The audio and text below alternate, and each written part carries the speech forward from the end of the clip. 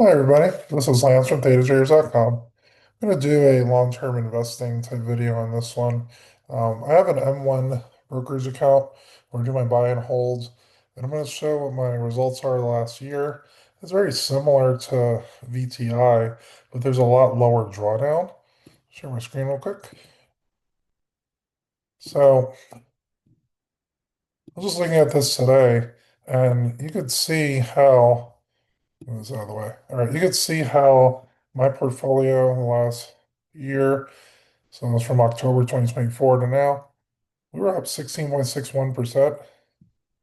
VT is the total world ETF.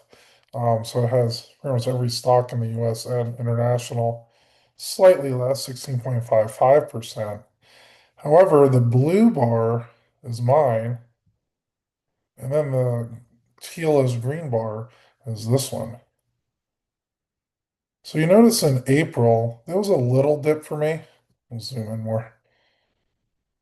So in April, there was a small dip for me, while the total world went down quite a bit. I had a drawdown of 13% from October down there, while mine never saw a negative drawdown.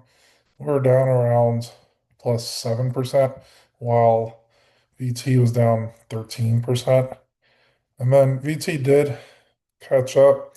And if you look at the current price, were pretty much identical. But you can see that my brokerage account had a much smoother ride where there wasn't many dramatic dips in the actual percent gain on the account. Someone steady wins the race, which is good here. I go over exactly what I do in the Discord with all my purchases. So if you're a member, if you want to be a member at daytraders.com, you can see every single purchase that I make. And based on that, you can figure out why the drawdown's a lot smaller. There's a few quick things I'll mention in this video.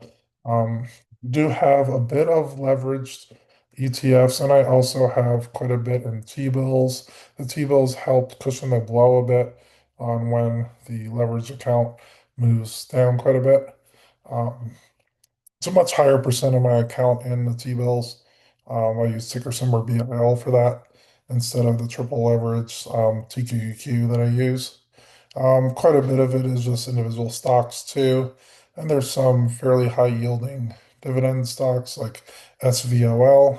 Recently on Friday, I bought a few $100s in SVOL when volatility went up, and then today volatility dropped a bit, and SVOL did pretty well from that. So that's a pretty common play that I do. So again, if you're interested in seeing how I'm getting these results, not having these big drawdowns and still getting good returns, I'm going to join in any plan at daytraders.com. And this is Lance, and I hope you found this video helpful. Click like, subscribe, share all that good stuff.